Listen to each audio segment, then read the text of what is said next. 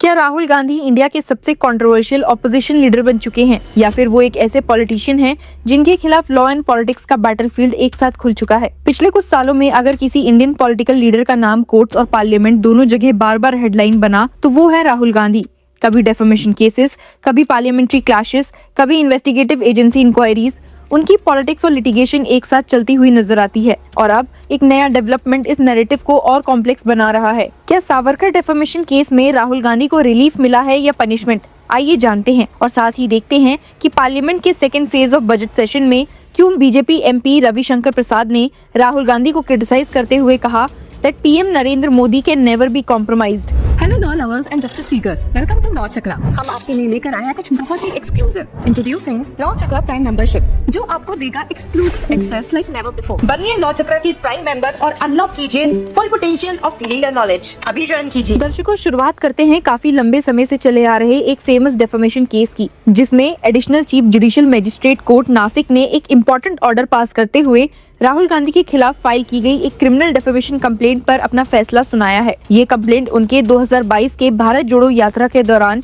दिए गए स्टेटमेंट्स पर बेस्ड थी, जिसमें उन्होंने हिंदुत्व आइडियोलॉग विनायक दामोदर सावरकर को लेकर कंट्रोवर्शियल रिमार्क किए थे। कंप्लेंट एक एनजीओ निर्भया फाउंडेशन के डायरेक्टर ने फाइल की थी, जिसमें एलिगेशंस था कि राहुल गांधी ने सावरकर के बारे में ये क्लेम किया था कि उन्होंने ब्रिटिश गवर्नमेंट के साथ काम करने का प्रॉमिस किया था। कंप्लेनेंट का कहना था कि ये स्टेटमेंट सावरकर की रेपुटेशन को डैमेज करता है और उन्हें फ्रीडम फाइटर के रूप में इंसल्ट करता है। आपको बता दूं कि डेफेमेशन लॉ का प्रिंसिपल सिंपल है। अगर कोई स्टेटमेंट किसी इंडिविजुअल की रेपुटेशन को हार्म करता है और वो फॉल्स या मैलिशियस हो तो क्रिमिनल प्रोसिक्यूशन पॉसिबल है। लेकिन नासिक कोर्ट में जो हुआ वो इंडियन क्रिमिनल लिटिगेशन का एक टिपिकल ट्विस्ट दिखाता है। केस की hearing additional chief magistrate Rupali Narvadiyan के सामने हुई, जहां कंप्लेनेंट ने कोर्ट को इन्फॉर्म किया कि वो कंप्लेंट परस्यू नहीं करना चाहता। कोर्ट ने एप्लीकेशन अलाउ करते हुए प्रोसीडिंग्स को टर्मिनेट कर दिया। जी हां, आपने बिल्कुल सही सुना। केस को क्वैश इसलिए किया गया क्योंकि कंप्लेनेंट ने खुद अपनी कंप्लेंट विड्रॉ करने का एप्लीकेशन फाइल कर दिया। राहुल गांधी के लॉयर्स एडवोकेट्स जयंत जयभवे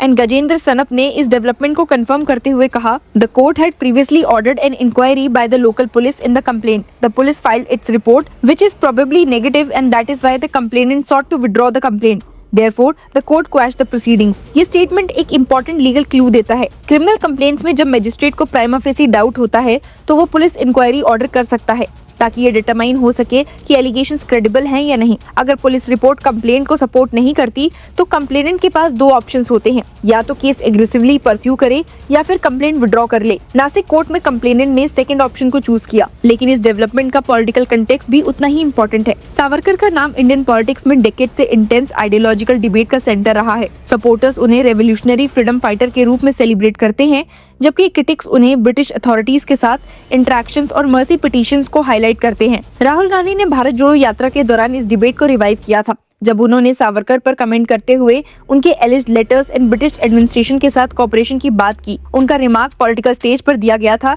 लेकिन उसका लीगल कंसीक्वेंस नासिक कोर्ट तक पहुंच गया। इंटरेस्टिंगली, केस भी उन मल्टीपल डेफेमेशन प्रोसीडिंग्स का पार्ट था जो राहुल गांधी के खिलाफ डिफरेंट स्टेट्स में फाइल किए गए। Indian criminal defamation law politicians के लिए पर्टिकुलरली सेंसिटिव है। सुप्रीम कोर्ट ने 2016 में क्रिमिनल डेफेमेशन को कॉन्स्टिट्यूशनल डिक्लेयर करते हुए कहा था कि रेपुटेशन आर्टिकल 21 के अंडर प्रोटेक्ट है। लेकिन क्रिटिक्स कहते हैं कि डेफेमेशन लॉज पॉलिटिकल स्पीच को सप्रेस करने के लिए मिसयूज हो सकते हैं। राहुल गांधी खुद भी इस लीगल टेंशन का सेंटर बन चुके हैं। पास्ट फ्यू इयर्स में तो उनके खिलाफ मल्टीपल डेफेमेशन केसेस फाइल हुए। सबसे फेमस गुजरात का मोदी सरनेम केस, जिसमें उन्हें कन्विक्शन और टेम्पररी डिस्क्वालिफिकेशन फेस करना पड़ा था। नासिक कोर्ट का क्लोजर उनके लिए एक लीगल रिलीफ जरूर है, लेकिन कंट्रोवर्सी वहीं खत्म नहीं होती, क्योंकि पार्लियामेंट के अंदर भी उनका पॉलिटिकल कन्फ्रंटेशन एस्केलेट हो रहा है। रीसेंट लोकसभा सेशन में एक हीटेड एक्सचेंज हुआ जब बीजेपी एमपी रविशंकर प्रसाद और राहुल गांधी के बीच शार्प डिबेट हो गया। ये कन्फ्रंटेशन तब हुआ जब ऑपोजिशन ने लोकसभा स्पीकर ओम बिरला के खिलाफ नो कॉन्फिडेंस मोशन मूव किया। डिबेट के दौरान राहुल गांधी ने गवर्नमेंट पर एक एक्सप्लोसिव एलिगेशन रिपीट किया कि prime minister Narendra Modi compromised हैं। राहुल गांधी ने हाउस में कहा, I was stopped multiple times from speaking in the Lok Sabha. Last time I raised the issue of PM being compromised. I raised the issue of Mr. Narwane. I raised the issue of Epstein. I was silenced. Our PM has been compromised and everyone knows. ये statement instantly political storm में convert हो गया। रविशंकर प्रसाद ने तुरंत respond करते हुए राहुल गांधी के claims को स्ट्रांगली रिजेक्ट किया। उन्होंने हाउस में कहा, I would like to remind the LOP that PM Narendra Modi can never be compromised। Ravishankar प्रसाद ने ऑपोजिशन पर यह भी एक्यूज किया कि पार्लियामेंट्री प्रोसीडिंग्स को पॉलिटिकल एजेंडा के लिए वेपनाइज किया जा रहा है। उन्होंने क्वेश्चन किया कि राहुल गांधी जिस बुक का रेफरेंस दे रहे हैं वो अलेजली अनपब्लिश्ड मेमोरियल है जो सर्कुलेट हो रही है और उसकी ऑथेंटिसिटी वेरीफाई नहीं की गई। उनका रिमार्क था, how can anyone authenticate it. ये एक्सचेंज सिर्फ पॉलिटिकल डिबेट नहीं बल्कि एक लीगल इम्प्लीकेशन भी कैरी करता है। पार्लियामेंट्री प्रिविलेज का प्रिंसिपल एमपीज को हाउस के अंदर फ्री स्पीच का प्रोटेक्शन देता है। इसका मतलब है कि लोकसभा या राज्यसभा में दिया गया स्टेटमेंट जर्नली डेफेमेशन लायबिलिटी से प्रोटेक्टेड है। इसी रीजन से पार्लियामेंट्री डिबेट्स कभी-कभी एक्सट्रीमली शार्प और कंट्रोवर्शियल हो सकते हैं। राहुल गांधी के सपोर्टर्स के लिए ये मोमेंट उनके speaking truth to power image को रेइंफोर्स करता है। उनके क्रिटिक्स के लिए ये रेकलेस एलिगेशन का एग्जांपल है जिसमें एविडेंस क्लियर नहीं होता, लेकिन एक फैक्ट अनडिनाइबल है, राहुल गांधी का पॉलिटिकल स्टाइल इंक्रीजिंगली कन्फ्रंटेशनल हो चुका है। भारत जोड़ो यात्रा के बाद उन्होंने मल्टीपल स्पीचेस में रूलिंग एस्टेब्लिशमेंट को डायरेक्टली चैलेंज किया है और उस चैलेंज का रिएक्शन भी इक्वली एग्रेसिव रहा है, पॉलिटिकल और लीगल दोनों फ्रंट्स पर। नासिक डिफेमेशन केस का विड्रॉल इसी लार्जर कंटेक्स्ट का पार्ट लगता है। अगर पुलिस इंक्वायरी रिपोर्ट कंप्लेनेंट के फेवर में स्ट्रॉन्ग एविडेंस प्रोवाइड नहीं करती तो क्रिमिनल डिफेमेशन ट्रायल कंटिन्यू करना डिफिकल्ट हो जाता है। इसीलिए कंप्लेनेंट ने कंप्लेंट विड्रॉ कर दी और कोर्ट ने प्रोसीडिंग्स टर्मिनेट कर दी। लेकिन सावरकर डिबेट खत्म नहीं हुई। इंडियन पॉलिटिक्स में सावरकर का लेगेसी एक आइडियोलॉजिकल बैटलफील्ड बना हुआ है। एक साइड के लिए वो नेशनलिस्ट आइकन है, दूसरी साइड के लिए वो कंट्रोवर्शियल हिस्टोरिकल फिगर जिनके एक्शंस और राइटिंग्स पर क्रिटिकल स्क्रूटनी होनी चाहिए। राहुल गांधी ने अपने स्पीचेस में रिपीटेडली सावरकर का रेफरेंस दिया है और बीजेपी के आइडियोलॉजिकल नैरेटिव को चैलेंज किया है। इसी रीजन से सावरकर रिलेटेड रिमार्क्स पर लीगल कंप्लेंट्स भी बार-बार फाइल होते रहे हैं। लीगल स्कॉलर्स कहते हैं कि पॉलिटिकल हिस्ट्री में डिबेट और डेफेमेशन के बीच लाइन ड्रॉ करना कोर्ट्स के लिए डिफिकल्ट टास्क होता है। अगर हिस्टोरिकल इंटरप्रिटेशन का क्रिमिनल लायबिलिटी बना दिया जाए तो एकेडमिक और पॉलिटिकल डिस्कोर्स रिस्ट्रिक्टेड हो जाता है, लेकिन अगर डेलिबरेटली फॉल्स एलिगेशंस की परमिशंस दी जाए तो इंडिविजुअल रेपुटेशन डैमेज हो सकता है।